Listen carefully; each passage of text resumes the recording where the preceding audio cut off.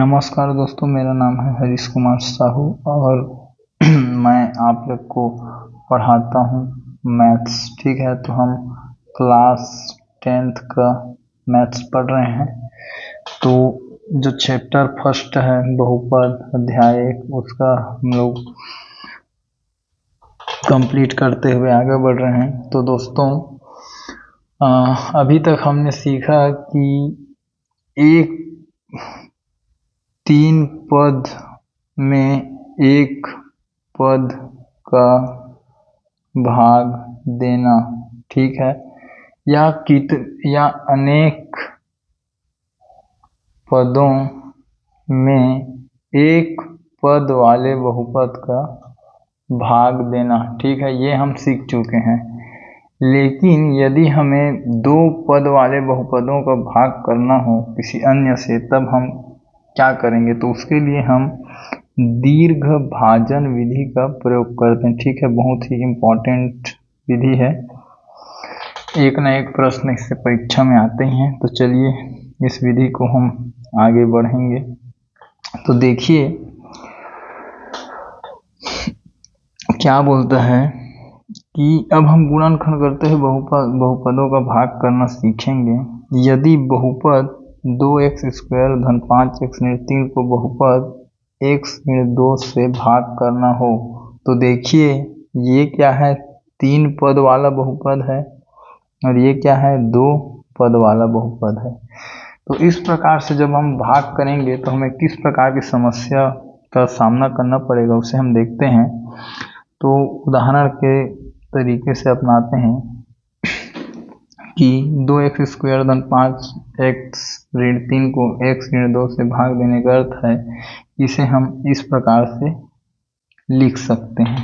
ठीक है, लेकिन यहाँ अंश और हर को देखने में समझ ही नहीं आ रहा है कि किस प्रकार से कोई समान गुणनखंड हो जिसे हम भाग दे सकें या बाहर निकाल सकें या कटा सकें। तो इसका हम भागफल क्या है पता नहीं कर पा रहे हैं। ठीक है, तो ऐसी परिस्थितियों में हम किसका उपयोग करते हैं? दीर्घ भाजन विधि का। ठीक है, अच्छे से याद रखेंगे आप, दीर्घ भाजन विधि। ठीक है, दीर्घ भाजन विधि का आपको याद रखना है। तो दोस्तों ये विधि कुछ इस प्रकार से काम करती है, जैसे हम साधारण तरीके से भाग देते हैं। जैसे मान लीजिए 25 में हमको 4 का भाग देना है, तो इस प्रकार से हम लिखेंगे, 25 को यहाँ लिखेंगे, फिर 4 को यहाँ लिखेंगे, फिर पहाड़ा पढ़ेंगे तो 4 छक्के हुआ 24, घटा दिए 1, क्या बच गया? शेषफल बच गया। तो ये क्या है? ये भाजक है। ठीक है, और 6 क्या है? भागफल है। 25 क्या है? भाज्य है। और 1 क्या है? शेषफल है। तो इसी प्रकार से भाग हम किसका देंगे? बहुपदों का देंगे। ठीक है, और ये वाला जो फॉर्मूला है, इससे हम उत्तर की जांच भी कर सकते हैं। ठीक है, भाज्य बराबर भाजक गुणा भागफल धन शेषफल। ठीक, तो चलिए आगे हम देखते हैं। तो देखिए ये एक प्रश्न दिया है कि इसी तरह भाजक से भाज्य को भाग करके हम भागफल व शेषफल को ज्ञात कर सकते हैं। अगर भाग पूरा पूरा हो जाए तो शेषफल 0 प्राप्त होता है। ठीक है, तो चलिए अब हमें ये जो 3 पद वाला बहुपद है उससे ये 2 पद वाले बहुपद से भाग देना है। ठीक है, तो इसके लिए हम लोग उपयोग करेंगे दीर्घ भाजन विधि का। ठीक है, तो बहुत ही आसान है, जैसे हम सभी में देते हैं आसानी से उसी प्रकार से है। तो सबसे पहले हम क्या करेंगे, इसे इस प्रकार से लिखेंगे कि इसके घात जो है अवरोही क्रम में हो, मतलब घटते क्रम में हो। ठीक है, और फिर इस प्रकार से हम इसे कॉलम में से कर देंगे, कुछ इस प्रकार से। ठीक, तो हमें भाग किससे देना है, x ऋण 2 से। तो हम यहाँ लिखेंगे x ऋण 2, ठीक है।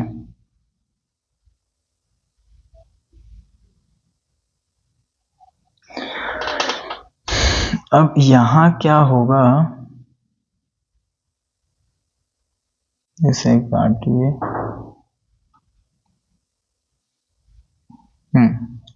x ऋण 2, इससे हम लोग भाग देंगे। तो अब क्या करेंगे कि पहले वाला जो टर्म है, जैसे यहाँ पे x है तो उसको पहले टर्म से भाग देंगे और दूसरे वाले टर्म को जो भी आएगा वो दूसरे के साथ चला जाएगा, ठीक है। तो चलिए ये इस प्रकार से है 2x² 5x, 2x² और ये 5x। तो देखिए हमें 2x² लाना है और इसमें मतलब एक समय किस चीज का गुणा करें कि 2x² मिल जाए। तो एक समय यदि हम 2x का गुणा करेंगे तो मिल जाएगा 2 एकम 2 और x और x का गुणा x², ठीक है। तो हमें 2x का गुणा करना पड़ेगा, तो हम इधर लिखेंगे भागफल में 2x, ठीक है। और x का गुणा हम 2x से करेंगे तो हमें क्या मिलेगा, 2x² मिल गया, ठीक है। तो पहला टर्म को हम इस प्रकार से लिख देंगे, ठीक है। अब ये जो ऋण 2 है इसका भी गुणा किसके साथ होगा, 2x के साथ। तो ये क्या हो जाएगा, 2 और 2 ऋण 4x, ठीक है। तो यहाँ पे क्या आ जाएगा, ये ऋण 4x। अब क्या करेंगे, चिन्ह को बदल देंगे। चिन्ह को किस प्रकार से बदल देंगे जरा समझिए।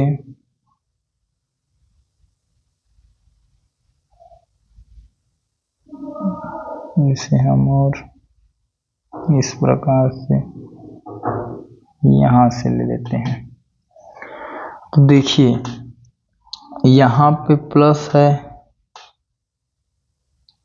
तो वो माइनस हो जाएगा और यहाँ पे माइनस है तो क्या हो जाएगा, वो प्लस हो जाएगा, ठीक है। ये माइनस हो जाएगा, यहाँ ऊपर वाला धन है तो ये ऋण हो जाएगा और यहाँ पे ऋण है तो यहाँ पे क्या हो जाएगा, धन हो जाएगा, ठीक। तो चलिए अब घटाइए। तो सबसे ऊपर वाला धन में है, नीचे वाला ऋण में है, तो 2x² कट गया, ठीक है। अब धन 5x में ये 4x क्या हो जाएगा, जुड़ जाएगा, ऊपर भी धन है नीचे भी धन है, तो क्या हो जाएगा फिर ये 9x हो जाएगा, ठीक है। और ये ऋण 3 को उतार लेंगे नीचे। अब फिर से ऐसी संख्या ढूंढेंगे x के लिए जिससे गुणा करें तो 9x मिल जाए। तो x का गुणा हम 9 से करेंगे तो हमें 9x मिल रहा है, ठीक है। तो यहाँ पे क्या लिख देंगे हम, धन 9, ठीक है। तो ये x का गुणा 9 से हुआ तो ये 9x मिला, ठीक है। फिर ये ऋण 2 का भी गुणा धन 9 से होगा, ऋण 2 का गुणा धन 9 से होगा तो हमको मिलेगा ऋण 18। तो यहाँ हम लिख देंगे ऋण 18 और चिन्ह बदल जाएगा, ये वाला धन में है तो ये ऋण हो जाएगा और ये वाला ऋण है तो ये वाला धन हो जाएगा, ठीक है।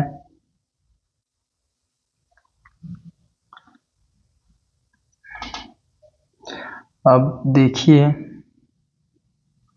9x एक धन में है और एक नीचे वाला क्या है, ऋण में है, तो ये 9x क्या हो गया, कट गए आपस में। और ये धन 18 में ऋण 3 जब घटा तो क्या मिला, ये धन 15, ठीक है। तो ये आपका क्या है, शेष फल। ठीक, और ये आपका क्या मिला, भागफल, और ये आपका क्या है, भाजक, और ये आपका क्या है, ये आपका भाजक है। तो इस प्रकार से हम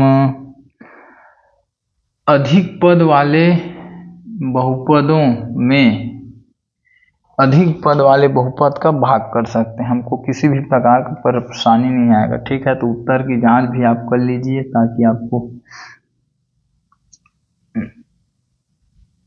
संतुष्टि हो जाए कि आपका उत्तर सही है। चलिए हम उत्तर की जांच करते हैं। यहाँ मैं लिख देता हूँ उत्तर की जांच। उत्तर की जांच के लिए फार्मूला है भाज्य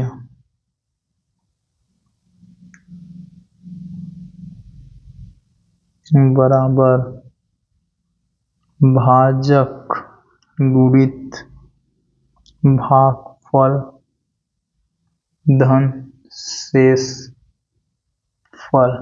ठीक है, तो भाज्य हमको क्या दिया है, 2x² + 5x - 3। तो 2x² + 5x - 3 ये हमको दिया है। भाजक हमको क्या मिला है, भाजक है हमारा x - 2, और इस भागफल मिला है 2x + 9, और शेष फल मिला है 15। ठीक है, तो हल करते हैं, दोनों पक्ष बराबर आने चाहिए। इसको मान लीजिए आप लेफ्ट हैंड साइड है। ये देखिए x का गुणा पहले 2x और 9 से होगा, फिर -2 का भी गुणा 2x धन 9 से होगा, फिर ये आखिरी में धन 15। x और इसका गुणा हुआ तो 2x², ये दोनों का हुआ तो 9x, -2 और धन 2x का गुणा -4x, -2 और धन 9 का गुणा -18, और ये आखिरी में है धन 15। फिर 2x² धन 9x में -4x घटा तो बचा ये धन 5x, और -18 में जब धन 15 गया तो कितना बचा, -3। तो ये देखिए आपका RHS। ठीक है, तो आपके जो दोनों पक्ष हैं लेफ्ट हैंड साइड और ये राइट हैंड साइड क्या आ गए हैं, बराबर आ गए हैं। ठीक है, तो इससे क्या हुआ कि जो आंसर है हम लोग निकाले हैं कि ये वाला भाजक मिला है, ये वाला भागफल मिला है, ये वाला शेषफल मिला है, ये बिल्कुल क्या है, राइट है, एकदम सही है। ठीक है, तो दोस्तों आगे हम और बहुत से इस प्रकार से भाग के प्रश्न को हल करेंगे। आप बने रहिए हमारे साथ, और करते करते आप केवल वीडियो को देखेंगे तो समझ जाएंगे और आपको याद हो जाएगा कि किस प्रकार से हम ये दीर्घ भाजन विधि का उपयोग करना सीखेंगे। ठीक है दोस्तों, धन्यवाद। मिलते हैं एक अगले वीडियो में।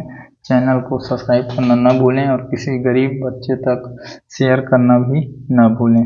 ठीक है दोस्तों, मिलते हैं अगले वीडियो में, तब तक के लिए जय हिंद, वंदे मातरम।